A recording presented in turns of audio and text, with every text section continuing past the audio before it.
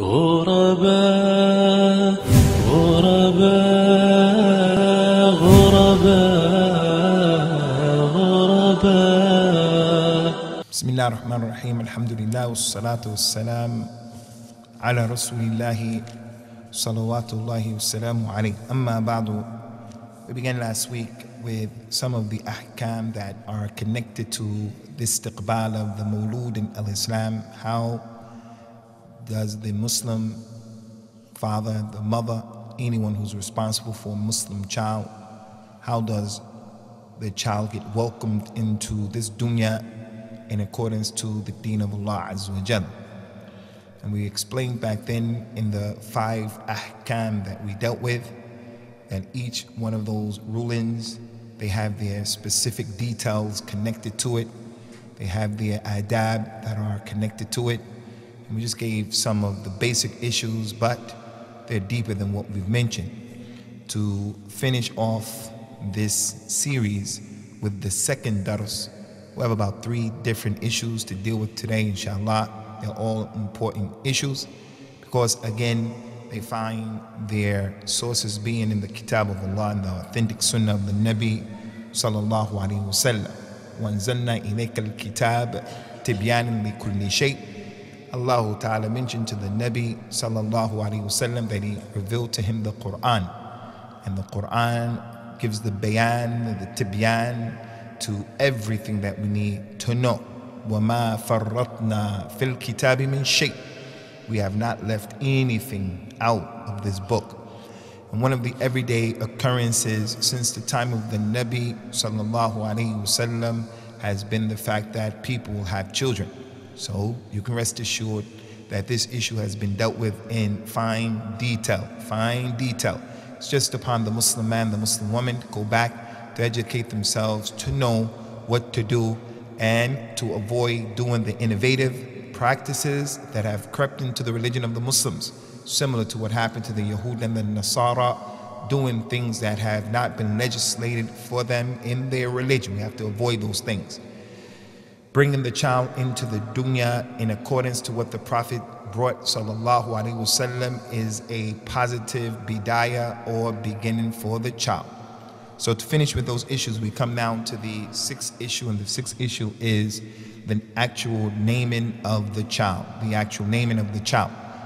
And in some of the hadith that we used before, like the statement of the Nabi sallallahu alaihi wasallam, kullu ghulam rahinatun bi aqiqatihi yuzbahu lahu yawm sabi'ihi. We did that hadith and what it meant.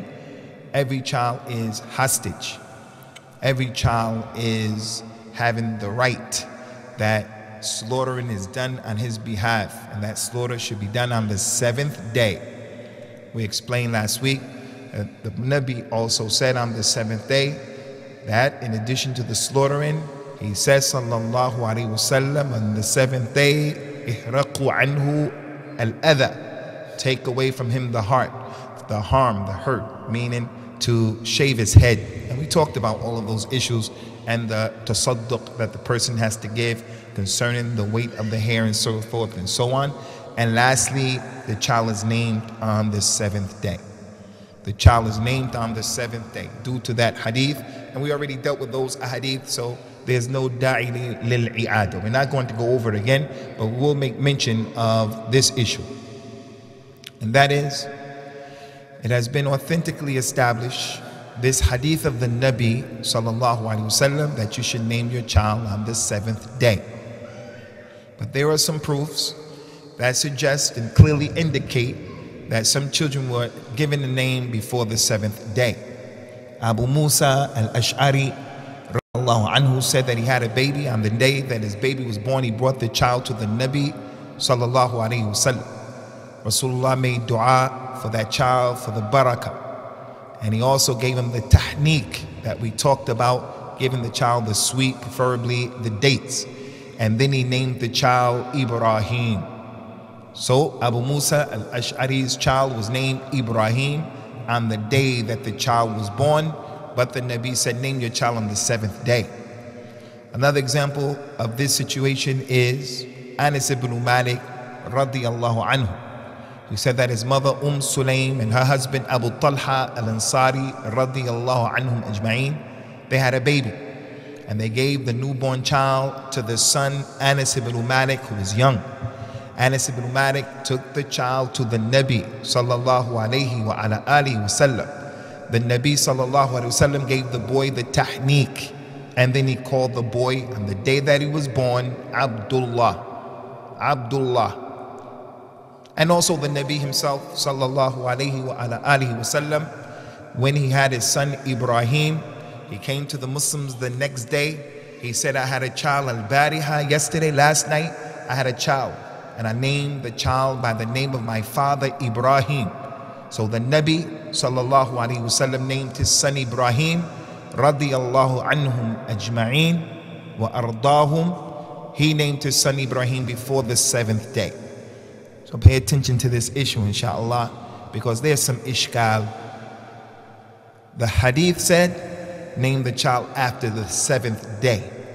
But the action of the Prophet ﷺ was other than that.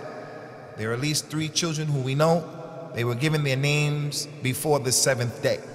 As a result of that, some of the scholars took different positions. Some of them said that it's permissible to name your child before the 7th day, and the hadith that says name on the 7th day is mansukh, that has been abrogated by the actions of the Nabi that we just mentioned to you sallallahu alayhi wasallam. Al-Imam al-Tabari, Al-Imam al-Tahawi, the great scholar of the Hanafi madhab. He wasn't Hanafi, mutashaddid, muta'assib, balid. He wasn't like that. He was on the Hanafi madhab with knowledge and with basira. When the madhab went against the hadith, he followed the statements of Al-Imam Abu Hanifa rahimahullah ta'ala, who said, إِذَا صَحَّ الْحَدِيثُ فَهُوَ مَذْهَبِي. If that hadith is authentic, then that's my madhab. So Al-Imam al-Tahawi from the Ahnaf, he said that name your child on the 7th day is abrogated. You don't have to do that anymore. It's abrogated because the Prophet sallallahu alaihi wasallam named his son Ibrahim and the other children before the 7th day. The second position of the scholars was the position of Al-Imam al-Bukhari rahimahullah ta'ala. Al-Imam al-Bukhari, when he brought the ahadith that we mentioned, he said, and given the tabweeb, and we know the fiqh of Al-Imam al-Bukhari by the way he named the chapters in his book, we understand his fiqh. His book, Sahih al-Bukhari, that book is a book of fiqh. Although it's hadith, it's a book of fiqh.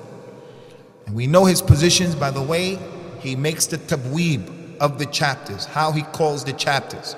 So when he brought this particular hadith, he said the chapter of the permissibility of naming the child before the 7th day if there's no slaughter for that child. So that was the way he tried to combine the two seemingly conflicting, contradictory hadith. One hadith said, name on the 7th. The other hadith said, he named before the 7th. So we have to do something with it. So what is the way of the sunnah? The way of the sunnah is to try to harmonize those hadith. Don't throw this away and it's authentic, and don't throw that away and it's authentic. You have to try to harmonize if there's an ability to do that. So Imam al-Bukhari tried to harmonize by saying, if you're not going to slaughter for the child on the 7th day, then you can name the child before the 7th day. Allah knows best, but I believe, Allahu A'lam, I take the position of those other scholars who reject both of those positions. The position of Imam al-Tahawi and the scholars who were with him, that the 7th day hadith is abrogated. There's no dalil that it was abrogated. Abrogation in al-Islam, when someone claims something has been abrogated, we have to bring a clear dalil. Our mother Aisha radiyallahu anha, she said, in the beginning of al-Islam, if a child, an infant, was given milk by another lady, this lady had a baby, and she gave her baby to another lady who had milk. If that child sucked from that lady 10 times, then that baby became her son from a rada'a. Her children become the brothers and the sisters to that baby. Aisha said, and then after some time, 10 was reduced and abrogated to 5. So right now when we claim if a child sucks from a lady 5 times, she becomes the mother of that child. The hadith is there. The hadith is clear. You can't just say something is abrogated without bringing the dalil. There was a permissibility at one time for the mut'a marriage, temporary marriage. A man can make a contract in the beginning of Islam because they were making jihad and traveling so much. A man can contract a marriage with the lady. I'm going to marry you, I'm going to give you this much money. If we have any children, this is what's going to happen, and so forth and so on. And we'll stay married for a year or 2 years or whatever. And then Ali ibn Abi Talib and other than him in Sahih al-Bukhari, they said in the year when Mecca was conquered or in the year when Khaybar was conquered, the Nabi sallallahu alaihi wasallam abrogated. No more muta' marriage, and there has to be dalil. You just can't say that's been abrogated. Or someone will come and say the woman doesn't have to wear hijab at all. What's the dalil? What about these ayahs in the Quran? The person can say they were abrogated. So when there's a claim of abrogation, there has to be dalil. So Al-Imam At-Tahawi's position is rejected with all of the respect to him. Doesn't mean we're more knowledgeable than him. Doesn't mean he's not qualified, competent, doesn't know what he's talking about. No, it just means that that was his ijtihad and he gets his reward for that. As for Al-Imam Al-Bukhari claiming as well that the Nabi sallallahu alaihi wasallam didn't slaughter for Ibrahim, Anas ibn Malik's family didn't slaughter for Abdullah, Abu Musa al-Ash'ari didn't slaughter for his son Ibrahim, his claim also has to be supported. We don't know what's the situation with that. Allahu A'lam. So therefore, the correct position is name your child on the 7th day. Because anytime you have a statement of the Nabi, he tells us to do something, but he did something other than what he said, then you should take his statement over his action. If the Prophet sallallahu alaihi wasallam told you, for an example, do not fast continuously without breaking your fast. That's impermissible in the deen of Allah. This is from the actions of the Sikhs and the Hindus. This is from the actions of the Christians and the Jews. So fasting to protest is not from our deen. Going on a hunger strike is not from our deen. The Prophet ﷺ used to fast continuously, days on end, consecutively. The companions who wanted to be like him and follow his sunnah, they say, Ya Rasulullah, we want to do what you're doing. He told them, sallallahu alayhi wasallam, Lastu kahayati ahadikum, yut'imini rabbi wa yusqini. I'm not like you people. I'm not like you people. I'm a human being, but I'm not like you people. Allah gives me food and Allah gives me drink. I don't have to eat, I don't have to drink, because although I'm a human being, I'm the khatam of the Anbiya and the Rasul. So he told the community, don't fast consecutively. You have to break your fast at Maghrib. Wajib. If you don't, you disobey the Nabi sallallahu alayhi wa sallam. That's what he said. But his action was that he used to fast continuously. So what do? We don't want anyone coming saying, hey, I'm going to follow what he did. Nah, you can't follow his action. If his statement says something and his action shows something else, the opposite, his statement takes precedence over his action, because there can be a million explanations why his action is going against that. It may be something that is only for him, special for him. From his action is that he married more than 4 women. But the deen told you, you can only marry 4 and that's it. Person comes and says, no, I want to marry more than 4. I want to follow the sunnah. The Quran and the sunnah say follow him. But you can't follow him in this, because that's from his khasa'is. He got married to our mother Zainab bintu Jahsh radiyallahu anha without a wali. He married her without a wali.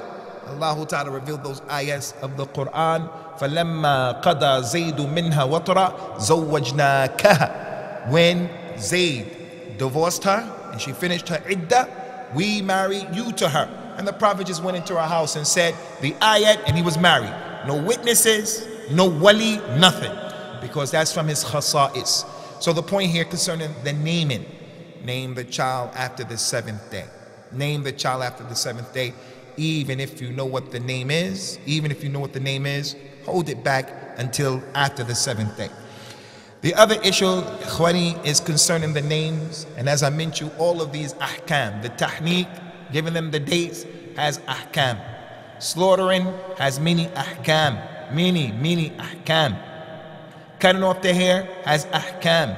These issues have their details. You have to go back and you have to learn the details. Concerning the naming, there are names that we have been encouraged to give, and there are names that we have been prohibited from giving, and there are names that are disliked, that you shouldn't give them at all. He told us, sallallahu alayhi wa ala alihi wa sallam, inna ahabba al-asma'i ila Allahi Abdullah wa Abdurrahman wa asdaquha al-Harith wa Hammam. The most beloved name to Allah, the name that you can name your son, that Allah loves more than any other name, is Abdullah and Abdurrahman. And the most truthful name is Al-Harith and Hammam. Not Hammam, the bathroom, the toilet. Don't name your child Hammam. And that's, as people who are not Arabs, we have to pay attention to this. The person says in the adhan, Hayya al-falat, Hayya al-falat. He doesn't say Hayya al-falah, Hayya al-falah. Come to success, come to success. The mu'adhin, he says Hayya al-falat, Hayya al-falat. Come to the desert, come to the desert. Allahu Akbar, Allahu Akbar. Allah is not Wakbar. Allah is Akbar. Now, Ikhwani, I'm Ajami like you. I'm Ajami. We're all going to have problems with pronouncing issues, just as we are English-speaking people. And you people coming from England, most of you know the Queen's English. You're very articulate, most of you, mashallah. So when we hear someone coming from France, when we hear someone coming from Belgium, when we hear Africans who've learned English in their countries, if you don't see them, you can tell this person is not a native English-speaking person. Arabic is the same way. We're not going to pronounce Arabic correctly because it's not our tongue, it's not our mother language. But we have to make jihad, as the hadith said, Saddidu wa qaribu. Saddidu wa qaribu. Do your best to hit the bullseye. Do your best. That's a hadith you have to remember. It's in many aspects of our lives. You're making jihad, don't close your eyes and say Bismillah and shoot like that. You have to take aim and try, and then say Bismillah. So try to come as close to the bullseye as possible in terms of doing a thing correctly. So the best name is Abdullah and Abdurrahman because they exemplify and they clearly show the tawheed that is rendered to Allah, servitude and ubudiyyah, which is the haqq of Allah Azza wa Jal alayna.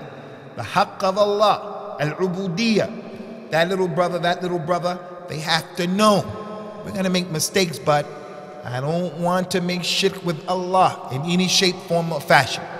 And the most truthful name is Al-Harith and Hammam. Hammam. Those two are the most truthful statements because if a person has the name Al-Harith, Al-Harith means, the meaning of Al-Harith is to plant the seed, to plant something. So everyone here is Al-Harith. If you name your son Al-Harith, that is the real name for him because he's planting for himself good or he's planting for himself bad. He's going to see it Yawm al-Qiyamah. You're Al-Harith, you're Al-Harith, everyone. Hammam comes from the verb hamma, to want to do something. Hammam is a person who wants to do something. If you call your boy Hammam, that's true. He's Hammam. He wants to go and leave. He wants to do something. You want to come to the masjid. You want to go to work. So if a person has those two names, it's the real meaning. His name is Khalifa. That's what his father called him, Khalifa. Is he really the Khalifa? He's not the Khalifa. That's not a truthful name. It's a nice name, but that's not truthful. That's not truthful. His name is Jamil. His name is Jamil. But he may be Jamil to his mother, he may be Jamil to his father, but he's not Jamil to other people. Her name is Jamila. She's not Jamila to other people. But if you name someone Al-Harith or Hammam, that's a truthful name. A truthful name. As for the names that are impermissible, there are many. The Prophet told us sallallahu alaihi wasallam that the aqbahu al-asma'i in Allah, harb wa murra, the most hated name to Allah, the bad name is to call your child harb, which means war. Don't call your child war. And sour. You name the boy sour. The people would come and the Nabi would say to the lady, what's your name? She would say that my name is Asiya, the disobedient one. My name is disobedience. The Prophet would change his name and say, no, you are Jamila, you're beautiful. People would come with crazy names. And he being a person, sallallahu alaihi wasallam, who only liked khair, he would change the names that the mother and the father gave him, and the people would usually accept that all the time. They would accept that from the Nabi. And one of the reasons why he would do that, Ikhwani, is because sometimes their names had shirk in it, and sometimes it had negative meanings and connotations. And the Prophet sallallahu alaihi wasallam was mutafa'il. He was an optimistic person. He used to look at the glass and he would say, the glass is halfway full. He was optimistic. Scholars of Islam said when he used to pray the salat of al-istisqa, the salat for the rain, if there's a drought, there's a special prayer to make to ask Allah for the rain. After making the salat of istisqa, he would take his clothes and turn them inside out. If he had a bush like a cape, he would take it and wear it inside out.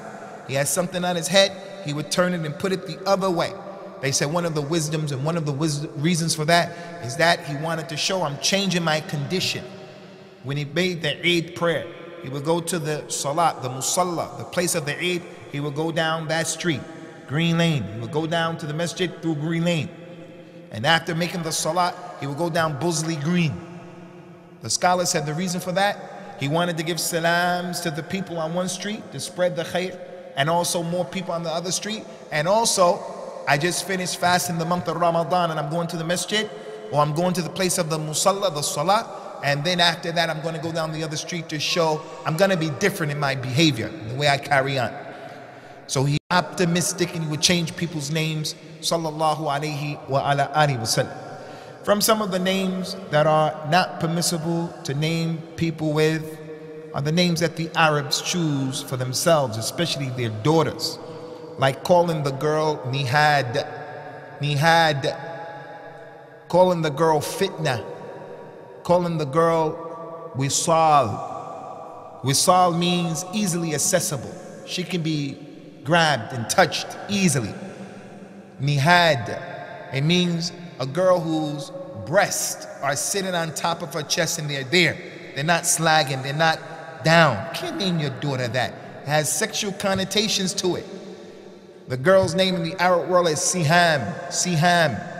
All of these names should be avoided altogether. Can't call yourself or your child Malik al-Muluk, the king of kings. The king of kings. You can't call him Shah, Shahan. The Shah, like in Pakistan, Iraq, these places, Shah. It means have power, the king being in charge. He's the one who has power over everyone. Yawm al-Qiyamah, Allah Ta'ala is going to ask the people, those kings, Liman al-Mulk al-Yawm, to who belongs the dominion today? Lillahi al-Wahid al-Qahhar. And then it would be said, the kingdom belongs only to Allah. So don't call yourself the judge of judges. Qadi al-Qadat. Qadi al-Qudat. I'm the judge of judges. Should name your child Muhyiddin, Izzuddin, Sadruddin, Shamsuddin. So the names that have shirk and kufr in them, don't name your children that. Abdul Shams, Ghulam Hussein, Ghulam Ahmed, Abdul Ahmed, Abdul Hussein. And some people, their parents are not Shiite. They're not Shiite, but they come from Pakistan, they come from Mirpur, they come from this area, Afghanistan, and the Tashayyu has crept inside of them. So when we say Ali, we say Abu Bakr, in that place, the person said, Radiyallahu anhu. Uthman, Umar, Radiyallahu anhu. Uthman, Radiyallahu anhu. Ali, Karramallahu wajhahu. Why does Ali ibn Abi Talib get a special dua? He doesn't deserve a special dua. If anyone deserves the special dua, it is Abu Bakr before him, Umar after Abu Bakr, and then Uthman after them, and then Ali. So the person is not a Shiite, but he names his child Ghulam Hussein. What are some of those other names? With Hussein connected to it.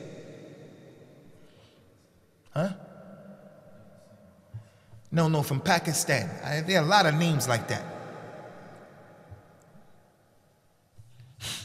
Anyway, the point is, no names connected to Shirkun Billah. Sirrun Nabi, the secret of the Nabi.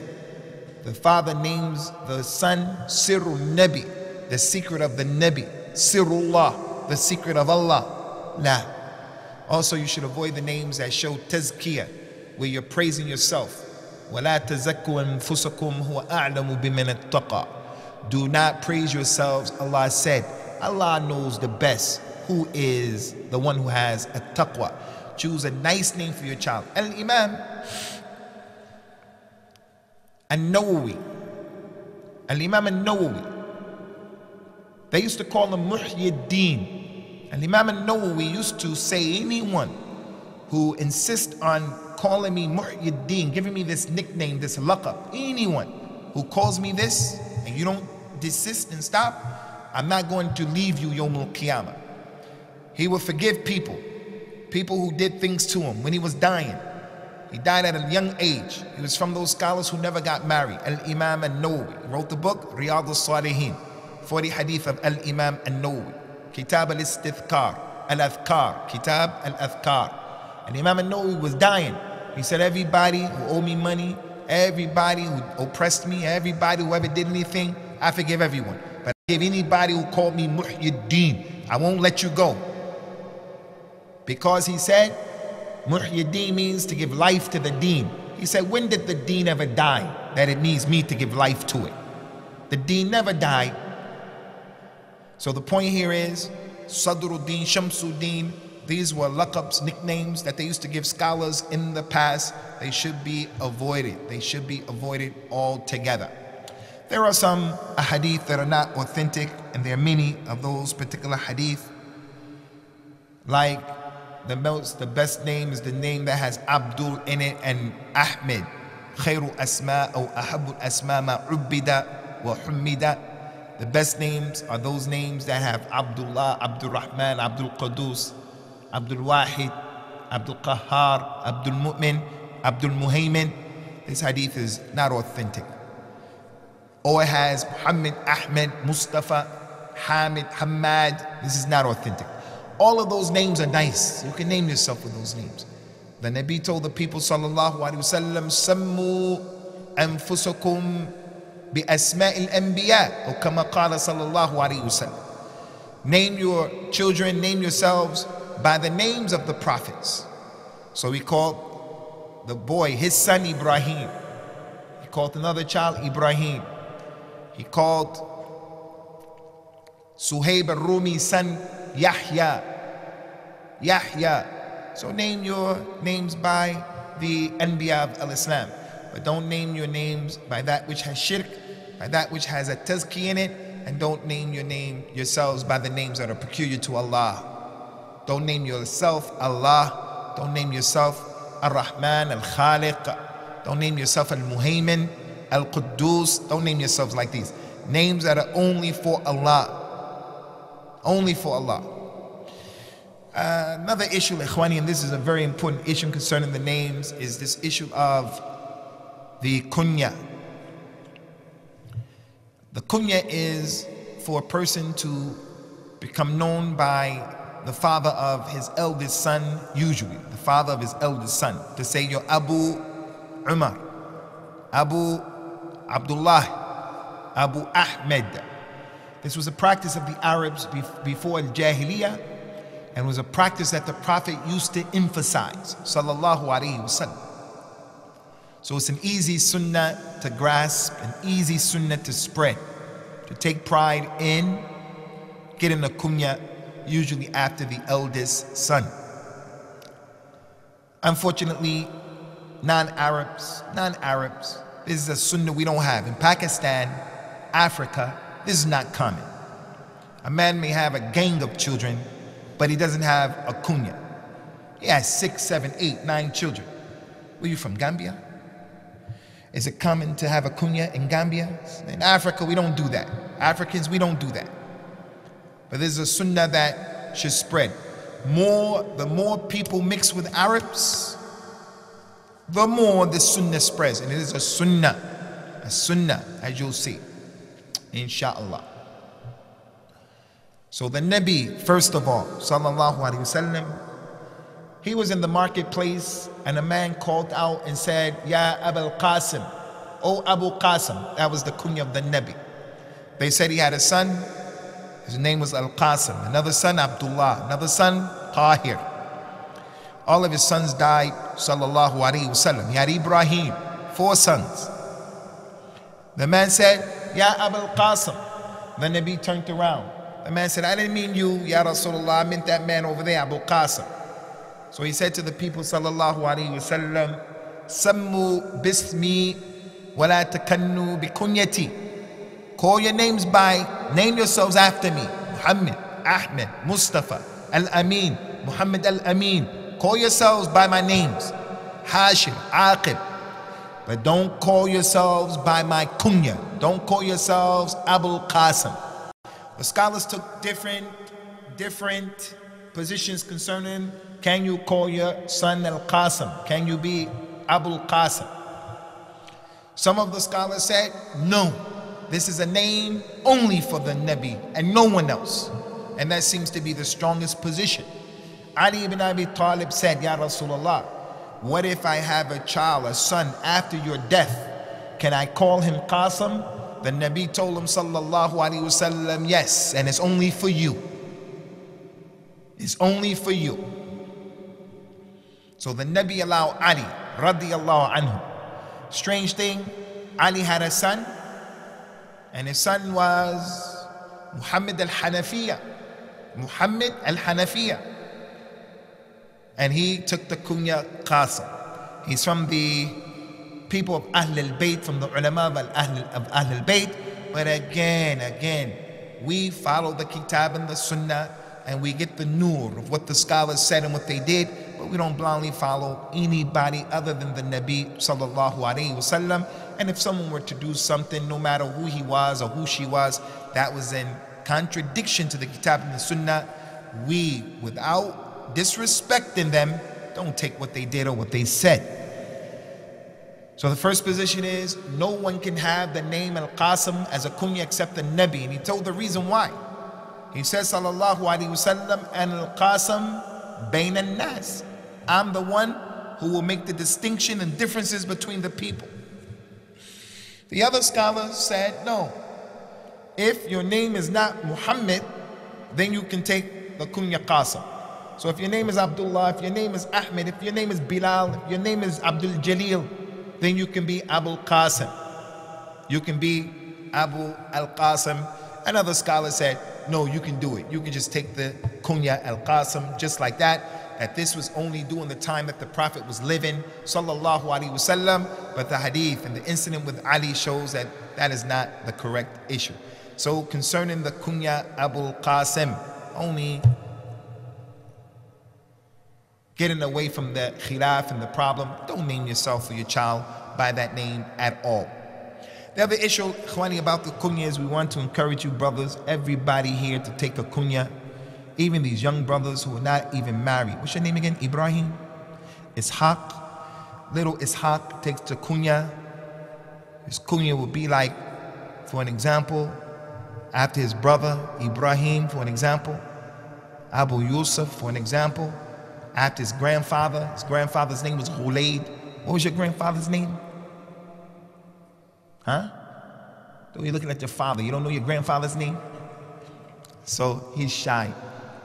So the little boys, they take a kunya. And that's because the Nabi used to do that, sallallahu alaihi wasallam. He saw a little girl. She was a little girl. He gave her a very nice dress as a gift. When she put the dress on, he said, that's a beautiful dress, oh Khalid. And he called the little girl Khalid. She wasn't married, she was a little girl. And he called her the kunya of Khalid. That goes to show the akhlaq of the Nabi and how soft and easy he was with the people, especially the youngsters. Another little boy, the brother of Anas ibn Malik, had a bird. His bird died and he went missing. The Nabi said, "Where's he at?" Said he won't come out of the house. They went to visit him and he said to the boy, "What did your bird do?" Abu Umair. The Nabi gave him the kunya Abu Umair, the father of the little Umar. Umair is the little Umar. So if you have twins, this one is Umar and that one is Umair, the little Umar. Your name is Umar, you call your son Umair, Abu Umair. So he said to the boy, "What did the bird do, Abu Umair?" So he gave the little boy the kunya. Again, Suhaib al-Rumi. Suhaib al-Rumi. Umar radiallahu anhu criticized him. Umar said, "You would be a good person if it wasn't for three characteristics that you have." He said, "What are those?" He said, "Number one, you have a kunya, Abu Yahya, and you don't even have a son called Yahya. Number two, you connect yourselves to the Arabs, and you're from Rome. You're not from the Arabs. And the third one I forgot." Suhaib al-Rumi said, "As for the first one, the Nabi gave me the name, the kunya Abu Yahya, and I didn't even have a child." So he doesn't have a child, but he got the kunya Abu Yahya. He said, "As for me, not being from the Arabs," he said, "I'm originally from the Arabs." And he went to tell about his lineage. He said, "But they took our people and put us in slavery, and we wound up in Rome. So I grew up in Rome. So I'm not really a Roman as such." And the third one, I forgot what it was. So he had a kunya Abu Yahya, and he didn't have a son. Aisha radiallahu anha was Abdullah, and she never had any children. Abdullah. Maybe she gave herself that kunya because Abdullah is the most beloved name to Allah, as the hadith said. Or maybe she gave that kunya to herself because of her nephew, Abdullah ibn az-Zubair. Her sister Asma, that was her son, and Aisha loved him just like her own son. The point is, take a kunya and give yourself a kunya. The father sits his sons down. He says, "Okay, what's your kunya going to be and why?" And you come up with a kunya. Maybe one of the wisdoms behind that is that the Nabi wants the young person to feel some level of responsibility. He's going to be Abu Umair. He's going to be Abu Yusuf. He's going to be Abu Abdurrahman. He's going to be Abu Abi Bakr. So he's feeling like he's somebody. He's going to be someone. Lastly, Ikhwani, concerning the issue about the kunya that the Prophet sallallahu alaihi wasallam talked about, is that even if a person has children and he names him his kunya by other than his children, that's also permissible, because Abu Bakr radiallahu anhu, he didn't have any son called Bakr, but they called him Abu Bakr. His name was Abdullah. His name was Abdullah. He had a son Muhammad, he had a son Abdurrahman, he was the eldest. He didn't call himself Abu Abdurrahman, he called himself Abu Bakr. He didn't have Bakr. Umar radiallahu anhu, some people said Abu Hafs is his kunya. Some people say he didn't have anybody called Hafs, but others said no, that's his daughter Hafsa, and you could drop the ta marbuta from the end of a name. Aisha, the Prophet used to call her Aish, not Aisha. He used to say sometimes, Ya Aish. Last issue is the issue in welcoming the child, the issue of the khitan, which is the circumcision. The khitan, Ikhwani, is from the important issues in Islam. Even for the person who is a revert, you should get a khitan, circumcision. If you were born and raised as a Muslim and you found that you were not circumcised, you should get a circumcision as a grown adult. And that's for a number of reasons. Number one, there was a man who embraced this deen, and after accepting the Prophet, the religion, the Nabi told him sallallahu alaihi wasallam, "Ilqi an nafsik sha'r al-kufr wa takhtatin." Cut the hair of disbelief off of you and circumcise yourself.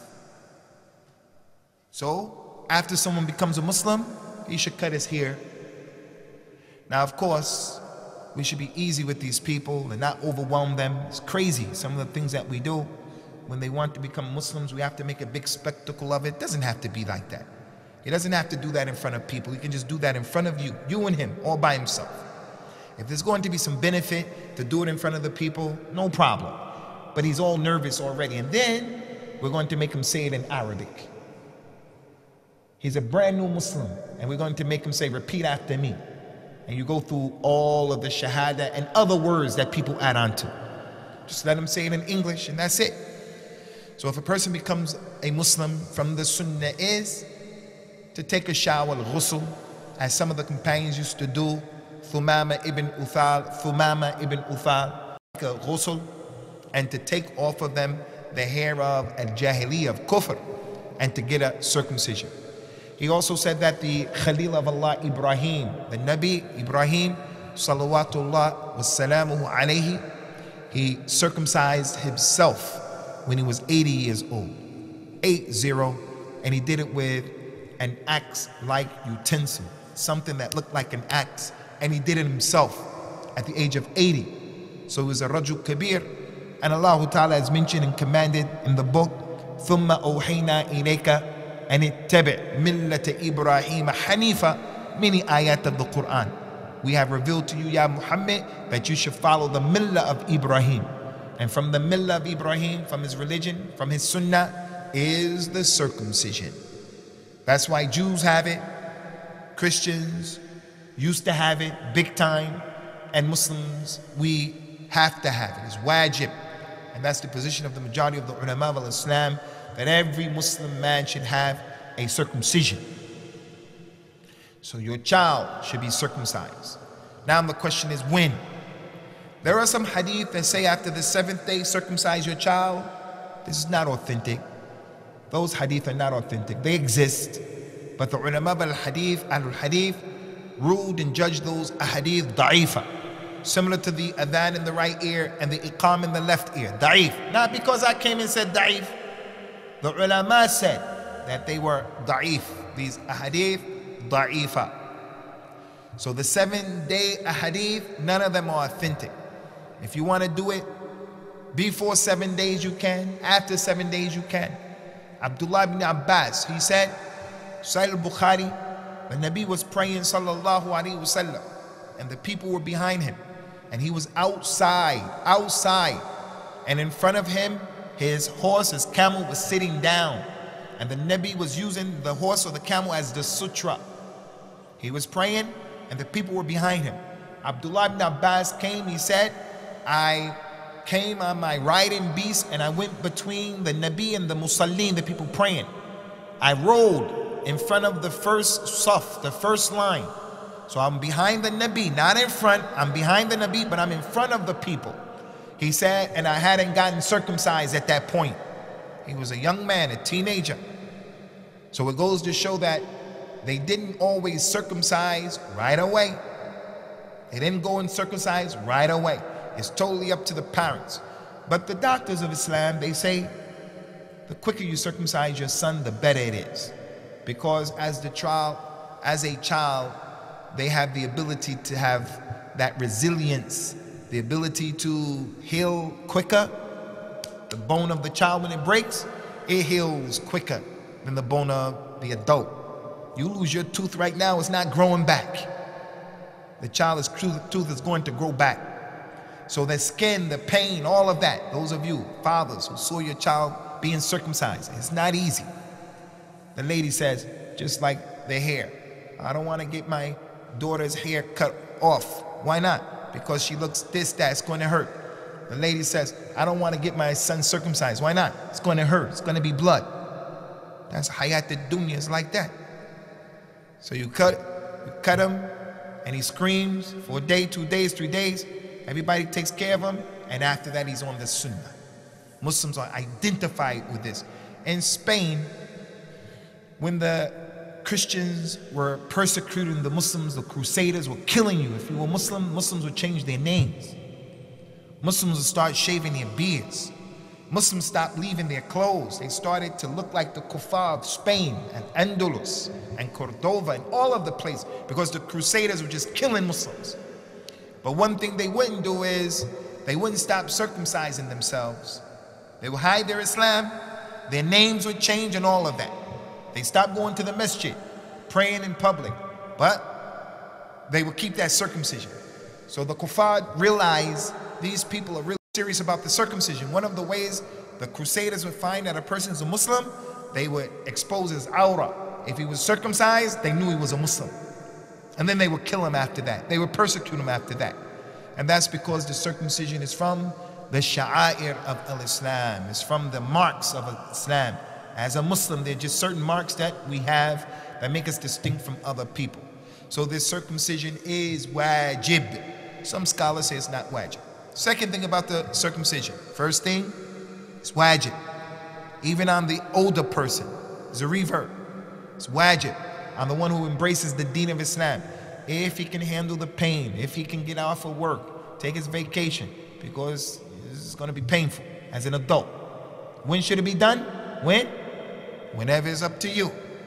But the sunnah, the better. The sunnah, the better. The sunnah, the better. Also about the circumcision, ikhwani, the circumcision is for the boy and the circumcision is for the girl. We told you about the hair. أهرقوا عنه الأذى. Take off of the child the hurt, the harm, for the girl and the boy. Alhamdulillah, Afghanis, they don't have any problem with cutting the hair of their daughters. Even as the daughters growing up, they continue to cut their hair because it makes the other hair grow back stronger. Afghanis don't have that problem. When the baby is born, boy or girl, both of them should have a bald head. Both of them. As for the girl, let that hair grow after that. It's up to you. For the circumcision, it's for the boy and the girl. Wajib for the boy, and it's the sunnah for the girl. Prophet Muhammad sallallahu alaihi wasallam gave us a number of authentic ahadith and incidents concerning the khitan. He says sallallahu alaihi wasallam, إذا التقى الختانان فقد وجب الغسل. If the two circumcised organs meet, then it's wajib to have a ghusl. If the two circumcised organs meet, then it's wajib to have a ghusl. So that means what? That means that a man is about to do what the man does with his wife, and he doesn't complete it. He doesn't complete for whatever reason. There's a fire in the house. Something happened. He heard the child. He got up and they went to the... Something happened. But the two organs met, but they didn't complete. If they don't go back to it, they still have to make a ghusl. So the hadith goes to show the ghusl is not because the man completes the job. No, if the two organs meet and they touch, goes to show that both organs have a circumcision. He said in another hadith, sallallahu alaihi wasallam, إذا جلس بين شعبها الأربع ومس الختان الختان فقد وجب الغسل. If he sits between her four limbs and one organ khitan meets the other khitan, then the ghusl is wajib. And other than that, there was a lady during the time of the companions, her kunya was Atiyah. Atiyah. She was the lady who used to be the wet nurse. She would deliver the children, and she would also do the khitan for the women. Now I have to make this clear, and I hope you brothers are listening and bear witness to this and pay attention to this issue. Today in the dunya, there are three types of khitans, circumcisions that are being given to women. One khitan is the Fir'aunic khitan, in which they cut stuff up and they cut it out and they sew it up, and it's mutilation. They call it female genital mutilation. That's haram, and it's a kabira from the kaba'ir, and it's resembling Fir'aun, and it's dhulm to the banat.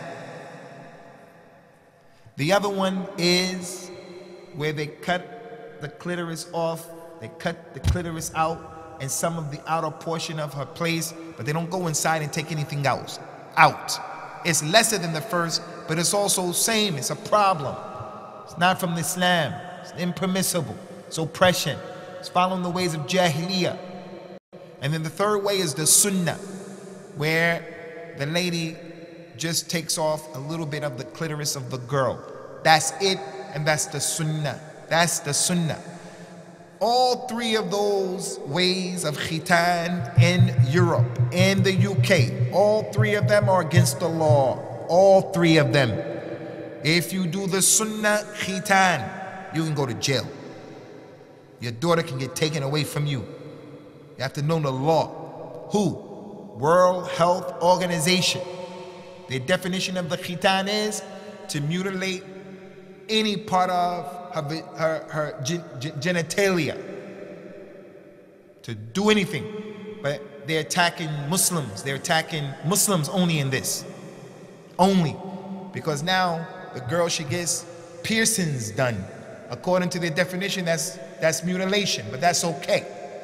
But anyway, the point is, as a Muslim father, if you send your child to Sudan and she comes back with that khitan, you can get in trouble. You can get in trouble. We told you in the Khutbah al-Jummah about your secrets. The girl goes to Sudan, Eritrea, Djibouti. She travels in the summertime. She comes back. The teacher starts saying, "What'd you do over there?" That kid has to say, hey. What I did over there is not your business. You did your vacation, I did my vacation. It's not your business. So you, as the father, you should know, in the UK, it's against the law to do this khitan for the girl. As for the boy, it's okay. Go ahead, cut him up, it's okay. Where's the justice? Why you cut the boy up? You can't cut, why? Where's the justice? They said, oh, the girl didn't ask for it. It's so the boy, he asked for it. He was saying, give me the khitan. If you left it to the little baby, you're gonna say, I don't want the khitan, I don't want it.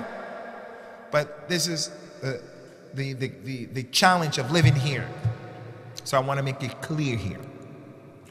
Don't break the law. Don't break the law. The khitan for the boy is wajib. Do it. The khitan for the girl is the sunnah. Don't get yourself in trouble. And if you do want to follow that sunnah, you should know it's against the law. And don't say, Abu Usama told you to do it. Because I didn't tell anybody to do that particular issue. Okay, Ikhwani?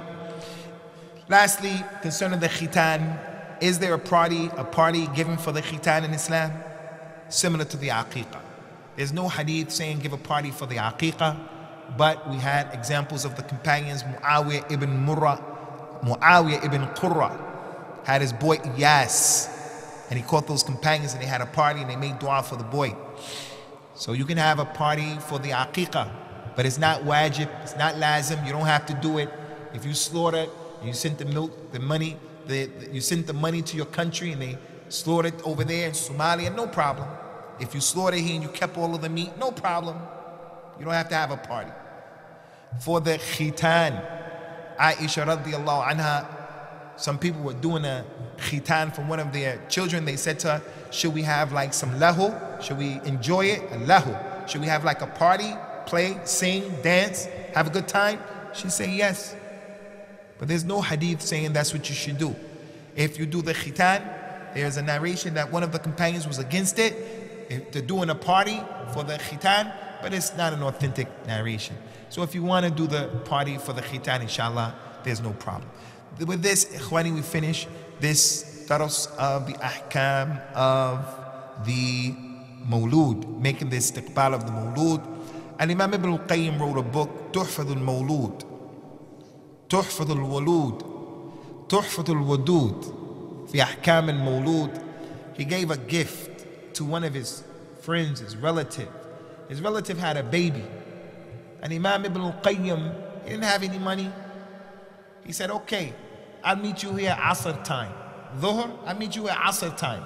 He wrote a book, a thick book, about the rules and regulations of how to embrace a child. And it's one of the main books for this issue. But in that book are some ahadith that are not authentic, like we told you. The adhan, the iqama, he said you should do that. And he gets his reward for being a mujtahid and an alim. But there is a book that has been written and translated into English. I would advise you brothers to get that book. It is a monumental gift that you can give to anyone that you know who's having a child, welcoming the newborn child. And that brother who died recently in the Hajj, Dawul Burbank, may Allah have mercy upon him. That brother who died, him and his wife, in the fire there in Jeddah, he translated that book, so it's readily available. Welcoming the newborn child. Really important book. So if you brothers have any questions concerning this issue, inshallah, for 5 minutes, we'll deal with those questions. Akhi Abdul Hayy.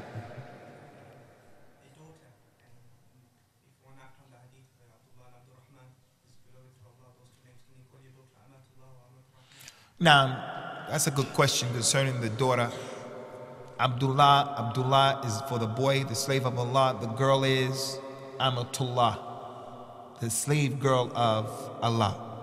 And it's similar to the dua, Allahumma anta rabbi, Allahumma inni abduka. That dua, Allahumma inni abduka, ibnu abdika, nasiyati biyadika, ibnu amatik. This dua, the lady says, Allahumma inni amatuka, wabnu abdika, wabnutu. You know, she makes herself the lady for the abd part. So she could be Amatul Rahman and so forth and so on. But I would advise her to be careful about the environment that she's living in. People are not used to certain words. Everyone's used to Amatullah. Everyone's used to that. But if she comes with the name Amatul Jabbar, Amatul Wahid, Amatul Al-Qahhar, the people may find names like that Ghariba, Ajiba. And she doesn't want to be a person who's Mustaghriba. Naam, Sheikh Usuma. It's a good question, Sheikh, mashallah. Nuruddin is inside of Izzuddin, Shamsuddin, Sadruddin. Should be avoided. And one of the, calling your child Islam. Someone comes to the house, knocks on the door and say, is Islam there? La, Islam is not here. La, ya. And we know that's not the goal and the objective, that the person is not naming his son saying he embodies all of Islam. He's trying to show he loves Islam and so forth and so on. So you should avoid the names like that. And also during this time, we have this issue of names like jihad. Don't make a fitna for yourself. Don't make a fitna for yourself. But I'm not going to go as far as like the name Usama. Avoid the name Usama. La, Usama is a beautiful name with the Arabs. But you have to take into consideration your son growing up. He's Usama. The children call him Usama bin Laden, and he has to deal with that. Most of our children who have that name, they have to deal with that. Especially if they're in public school and they're dealing with non-Muslims. They make istihza for the boy. So you as the parent have to look at your environment and consider all of these issues. Another thing about Nur, try to avoid names like Abdul Nur, the slave of a Nur. Naam, Allahu Nuru Samawati wal Ard. Allah is the light of the heavens and the earth. But is An-Nur one of the names of Allah? There's ikhtilaf between the scholars, and as long as there's ikhtilaf, Da'ma yuribuka ila ma la yuribuka, leave it. Abdul Rashid. Ar-Rashid, is it the name of Allah? Inna lillahi 99 isman man ahsaha dakhala al-jannah. Is that Ar-Rashid? Leave those names. Abdul Rashid, Abdul Nur, Abdul Uzza, Abdul Lat. These kinds of names should be avoided altogether. Aywa.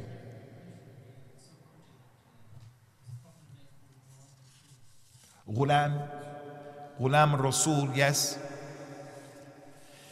The issue with Ghulam al-Rasul means like the slave of the Rasul. The slave of the Rasul. And a person may say, no, Ghulam means the young boy. So what I mean is the khadim, the one who's taking care of the Rasul. We say, leave that alone because of the ishtibah and the problem that it can create. Leave it altogether. Leave it altogether. Let him be Abdullah, the slave of Allah, and let him be the lover of Rasulullah sallallahu alaihi wasallam. Ni'matul Rasul. Oof. Yeah, there's some more names of this. Ghulam, something like this. Hussein al-Rasul. Now, akhuna, tfaddal.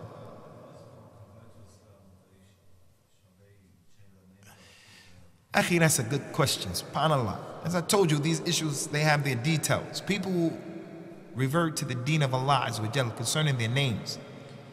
Can they keep their names? That guy's name, really, his real name is Engelbert Humperdinck. I'm sure you guys heard that name before, right? That's his name, Engelbert Humperdinck. He can keep that name.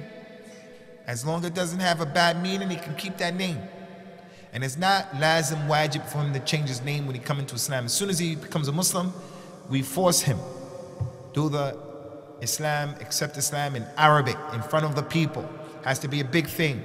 You have to go get a khitan, the circumcision, today. And you must change your name. And when the girl comes to Islam, same thing. You must change your name. You have to get married tomorrow. No. Give them some time. Let them learn how to build their iman and know who Allah is, where He is, what He does. Let them know the Nabi sallallahu alaihi wasallam. And don't force these names on them. I came into Islam, my name in Islam, I became Muslim with some of these people. They gave me the name Abdul Ibrahim. Abd Ibrahim. They didn't know. They were ignorant American people, reverse. They didn't know. Time went on, I realized, I don't want to be Abdul Ibrahim. And a lot of times a person accepts the name and later on he says, I don't want that name. Anyway, I don't like that name. I want a different name altogether. So if you come into Islam, you don't have to change your name at all. And if you do change your name, don't change your father's name. Don't change your father's name. From the major sins in Islam is the Nabi sallallahu alaihi wasallam is the man who tabarra'a min walidihi. The man who subtracts his name himself from his father, and he doesn't take, he says, this is not my father. Or he takes someone else's name. So don't do that. Another issue about the names is, in this deen, we don't have 3 names like the kuffar. 3 names. Kuffar, they have William Bernard Johnson. We don't have that. You have your name, Ahmed, and then the name of your father, and then your grandfather, and then your grandfather, so forth, so on. Another issue is for the sisters who get married. The subcontinent, as the brother called it, in Pakistan. Other than that, the girl gets married and she takes her husband's last name. All of these are issues with the ahkam of al-Islam coming, showing us what to do. But today's talk was about the ahkam of welcoming the child. We're going to stop after this last question by the brother from Gambia. Tfaddal. Good question, Akhi. Yasin or Jibril, concerning the Malaika, Al-Imam Ibn al-Qayyim, those scholars of Islam, they were against naming children, human beings, after the names of the Malaika. You won't find any of the companions with names Jibril, Israfil, Mikael. You don't find them amongst the companions. That came later on. And again, one of the reasons why is that the person can be a bad person, grows up to be a bad person. And they say, hey, Jibril robbed the bank. Jibril robbed the bank. Mikael is on drugs. He's an alcoholic. Israfil is an alcoholic. So they used to not do that. As for Yasin, Taha, la. Don't name yourselves with these ayats of the Quran. وَلَا تَتَّخِذُوا آيَاتِ اللَّهِ هُزُوًا. Don't take the ayat of Allah for just in games like that. They're not there to be written on the wall. They're not there to be on papers and we're eating on those papers. They're not there. We take the papers, throw them in the bin. We have to exalt. ذَلِكَ وَمَنْ يُعَظِّمْ شَعَائِرَ اللَّهِ فَإِنَّهَا مِنْ تَقْوَى الْقُلُوبِ. We have to respect these issues. So Yasin is not a name of a human being. It's the name of the ayat of the Quran. Taha is the name of the ayat of the Quran. It's not the name of a human being. And again, we don't find the companions with these types of names. They had children, and they didn't name their children by these particular names. And your name doesn't necessarily have to have an Islamic meaning, right? Somalis, every group of people, you have your cultural names. Sheikh Ghulaid, what does that mean in the Arabic, in the Somali language, Ghulaid? Ghulaid, what does it mean? Victor. You can name his name Ghulaid or Ghulud. Yeah. And Liban, in Arabic it means gum, gum.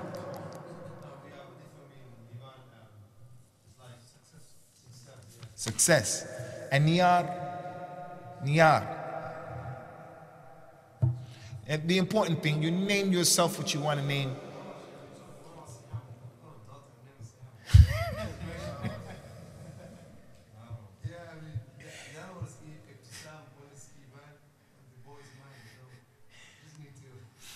If you want to change it, you can change it.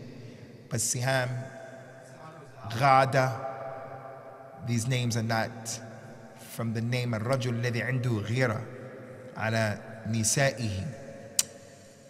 Siham is like, it means like, it can mean an arrow, but one of the meanings again is like it's something that, you know, people want it, and it's something that people are like, you know, it's like, you know, when you have this extravagant love, you see her, everybody gonna fall in love with her. She's a fitna, not your daughter, but that's it. She's a fitna. You come, you see her, khalas, she becomes a person like Majnoon Layla, like that. Ibtisam is a nice name, you know, smile, no problem. هذا وصلى الله وسلم على نبينا والسلام عليكم ورحمة الله. غرباء غرباء غرباء غرباء